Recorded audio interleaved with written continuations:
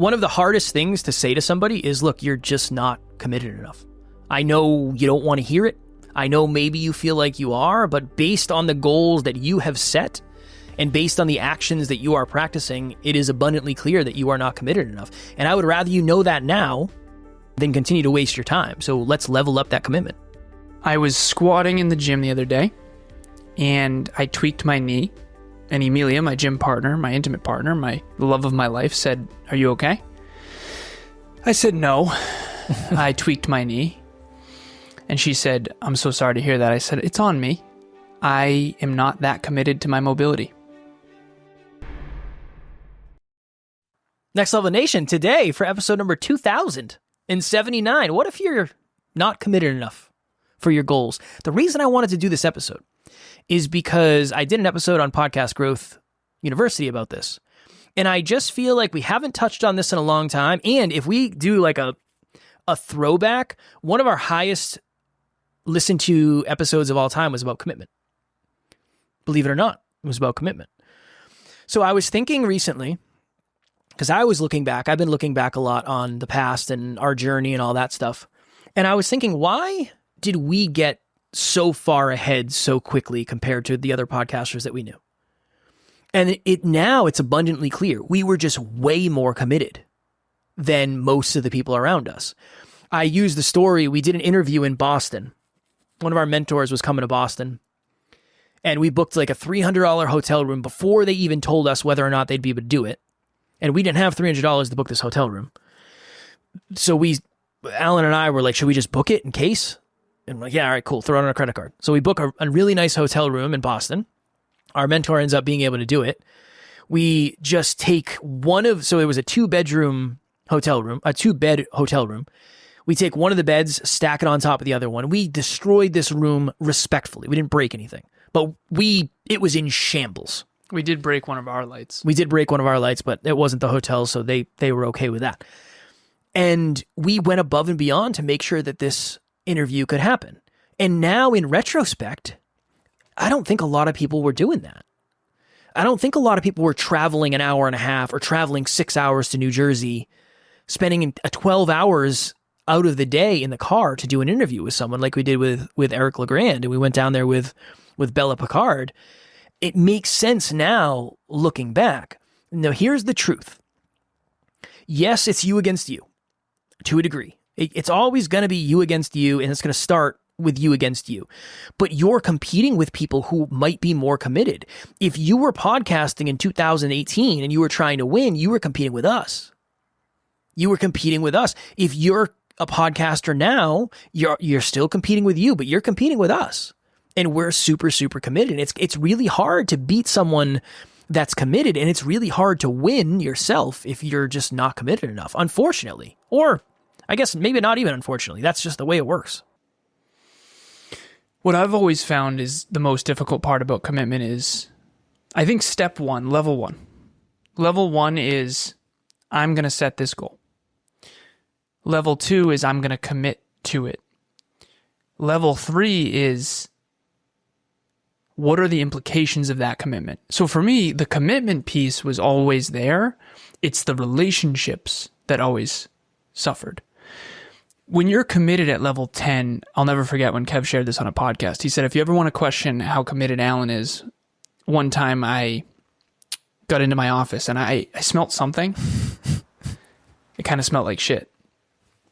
And I had back-to-backs, coaching sessions, 3 hours straight. You and I were recording after that. And you and I are in the pre-screen room, for lack of better phrasing, in StreamYard.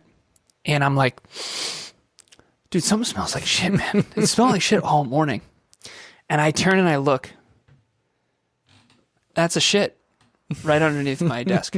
So my little Pomeranian Chihuahua Bush Tucker Wolf, took a shit in my office. He was probably mad at me because I had been working so much and not giving him bellies.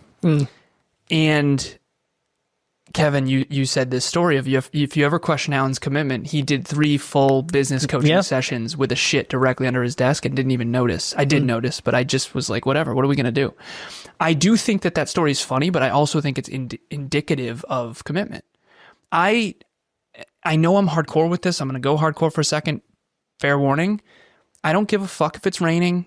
I don't care if it's snowing. I don't care if you feel bad. I don't care about any of that. Your goals don't care. I didn't want to go to the gym today. I'm 1,180 days in a row of exercise, and there's at least a third of those that I didn't want to do. And I joke about mobility and all that stuff. I've been doing mobility every day for however long. Emilia holds the line on that more than I do. I would have canned it for sure. But the exercise piece, it doesn't care. The gym doesn't care. Your goals don't care. 2,074 episodes, 2,076, I think is this one. It's 2,079. 2,079. But the truth of the matter is, speaking only about goals, not about relationships. When it comes to goals, they don't care. They don't care about your feelings. They don't care. The other day, I was seeing spots, and I was not feeling well. And I had gone to the bathroom several times that day. I ate pad thai the night before. It wasn't great. I was like, do I have food poisoning? Like, am I going to be okay? And I had very rarely feel this terrible. I thought I was going to throw up in the middle of a coaching session. I'm not kidding. I genuinely was like, I might fucking puke. And one of my clients, shout out to you, you know who you are.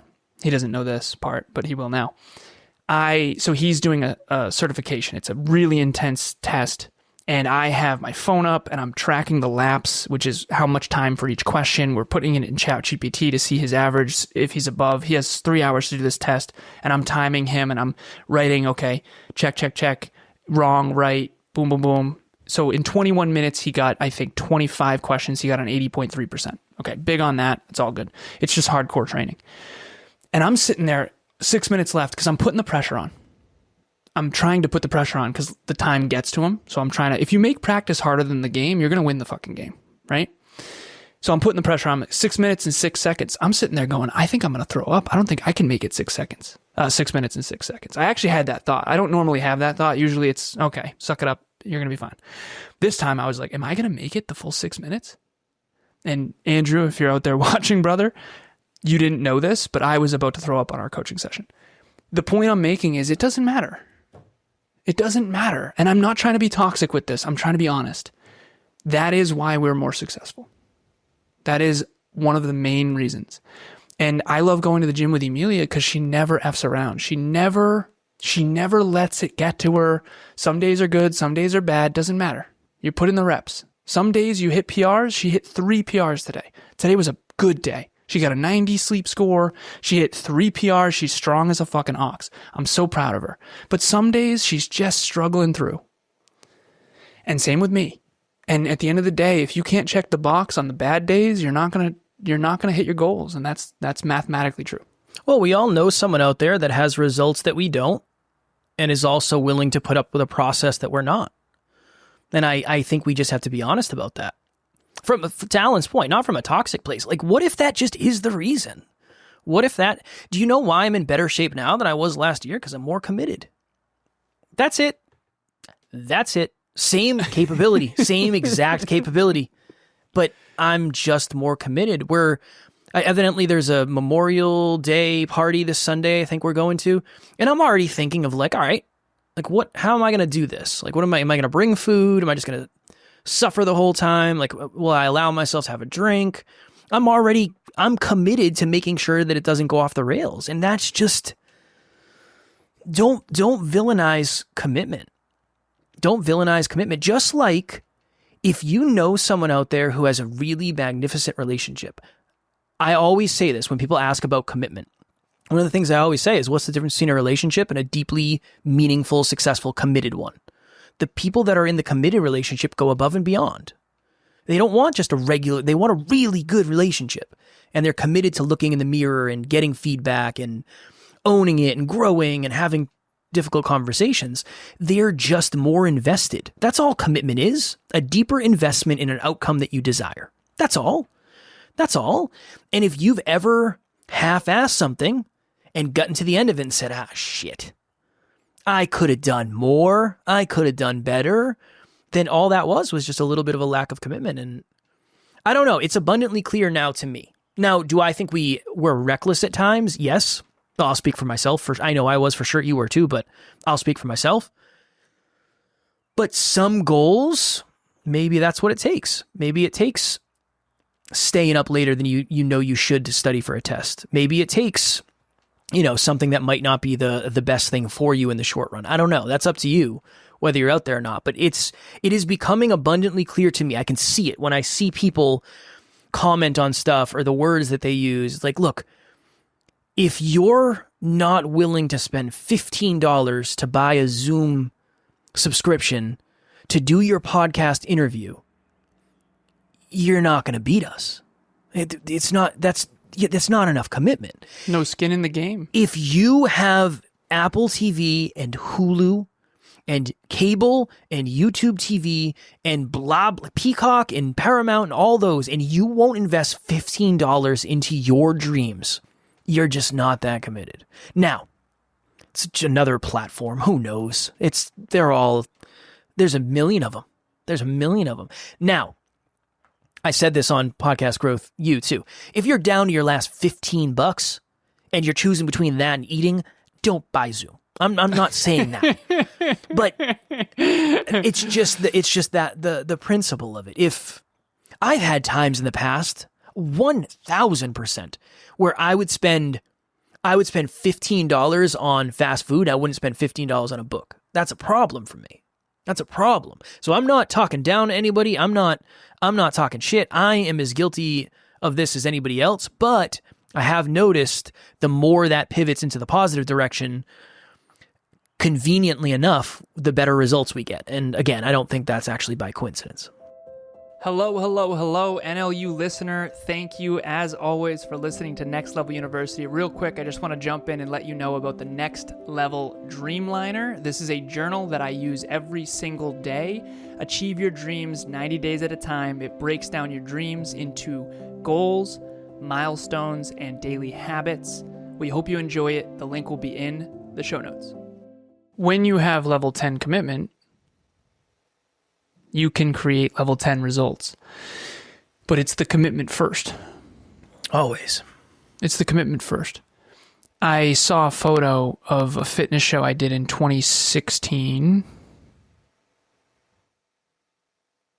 8 years ago. Spring of 2016? Spring of 2017. Spring of 2017. It was the first one I did. And there's a person there who won his class, Matt. Your boy Matt, our boy Matt. Mm-hmm. And he won his class and his overall. And I'll never forget, because him and I went to the same show. I was doing men's physique, he was doing bodybuilding, and he was heavyweight. And men's physique is based on height. But I got 5th place. And he won 1st place in his class and then won the overall. And there's a picture of us both. And we're both definitely looking good, but him better than me.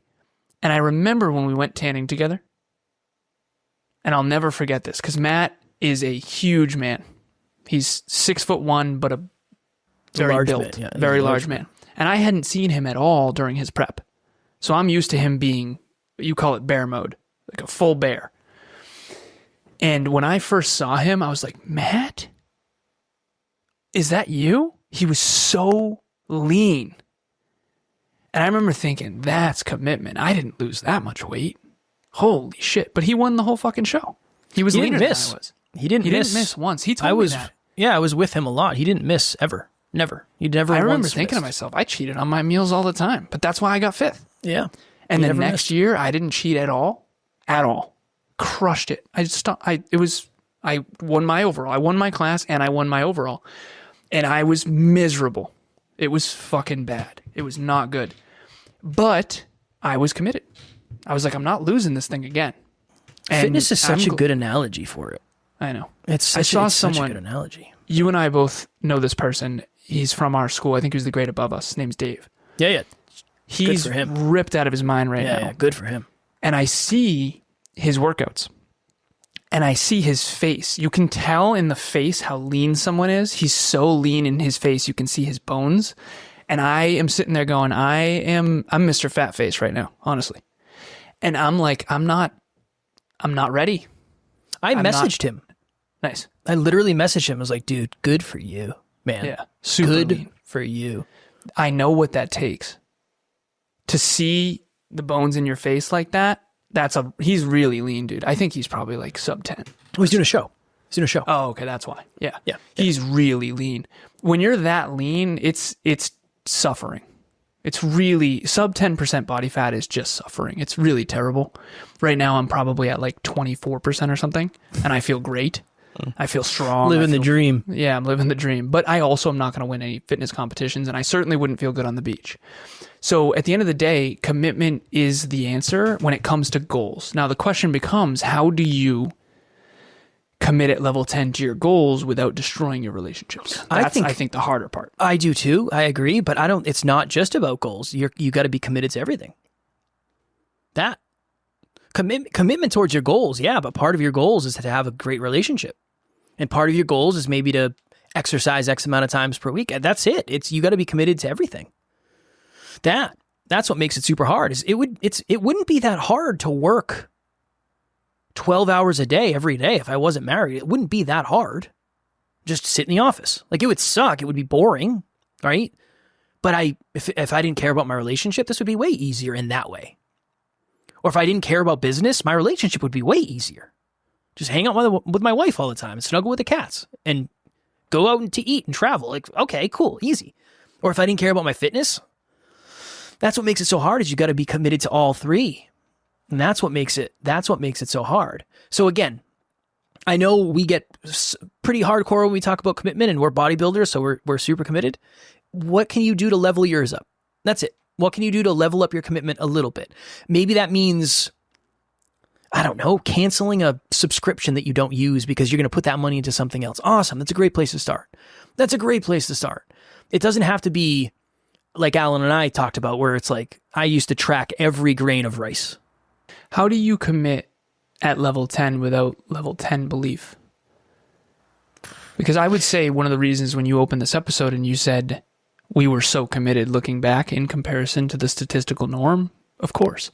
Makes sense. I believed in this more than anything. I still do. Your level, you can't be, you probably won't be committed to somebody else's level 10, but you can be committed to your level 10. You can commit to the degree you believe. So if you don't believe at level 10, then it's a sliding scale. Commit to the degree you believe. Because again, it is kind of reckless. You can throw some paper wings on and commit to jumping off the side of a building. You're not going to fly. So that ain't it. I don't want you to do that. But what could we do to dial up the commitment? How did you commit so much without believing? I'm telling you, my answer is always the same. I always believed it would be worth it. I never questioned whether or not it would be worth it. I loved what we did. I knew if we could figure out a way to be successful, I would enjoy it. It was always that. And I think I'm somebody who, like, when I'm all in on something, I'm really all in on something. But I think that comes from the fitness thing.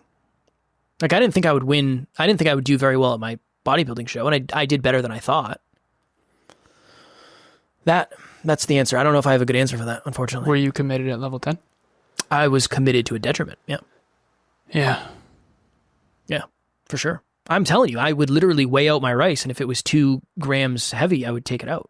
Like, when I say I didn't miss at all, I didn't miss at all. I didn't miss a single workout, a single meal. I did not miss anything. A single posing session. I didn't miss anything. I think it was fucking awesome. Also highly detrimental to my physical, mental, emotional, spiritual well-being, but I did an episode on my YouTube channel way back. This doesn't exist anymore. I hope I still have it, but it's unlisted. I don't use my personal YouTube anymore, but I know I got to jump. I did an episode about the dark side of fitness shows. Oh, yeah. And I explained I was by the lake. Do you remember that one? I do remember that one. Yeah, and I did an episode about how I won the show. I won the overall. I have the trophies. I have the memory. And everything felt easy after that. That's one thing I will give fitness shows. After the fitness show is over, everything feels fucking easy in comparison. Because you suffer so much that it's like, oh, yeah, I'm going to be fine. Now I can eat. Of course, everything's going to be fine. So I think there's something to that. But the dark side of the fitness show, I shared all the struggles and all the fears. I remember I was afraid of stuff. It was just weird. Claustrophobia came back. It was a whole thing. And at the end of the day, commit at the highest level you can possibly commit to. Put it all on the court every day and make sure it stays constructive. You can tell when you start taking blocks out of the Jenga tower that you'll never get back. You can tell. And there was relationships in the past that I committed to at level 10 that I eventually it was, this is terrible for my self-respect. This is not good for me. And I think as long as you stay in a constructive place and it's building you, even if you have a bad day or two, and don't try to commit at level 10 to everything. Pick health, wealth, and love. Those are the three. All right, Next Level Nation, if you are committed to your growth in journaling, we have the Next Level Dreamliner. It's on Amazon. Alan has been using it every day. I have been messing up royally, but it's not because I don't have enough time. It's because I haven't been as committed to journaling as I need to be, and that is me just being honest. It's on Amazon. We'll have the link in the show notes. It's awesome. It's the best. Achieve your dreams 90 days at a time. The Next Level Dreamliner. Gratitudes. Most important tasks, most important win, most important improvement. You can write your next level lesson every day. And we have a great question every single day for you. What drains your energy? What fills your cup? What recharges you? That's just one example. 3 questions right there. 3 for the price of 1. Believe that? Imagine that every day. Imagine that every day. 90 days at a time. As always, we love you. We appreciate you. Grateful for each and every one of you. And at NLU, we do not have fans. We have family. We will talk to you all tomorrow. Keep it next level. Next Level Nation.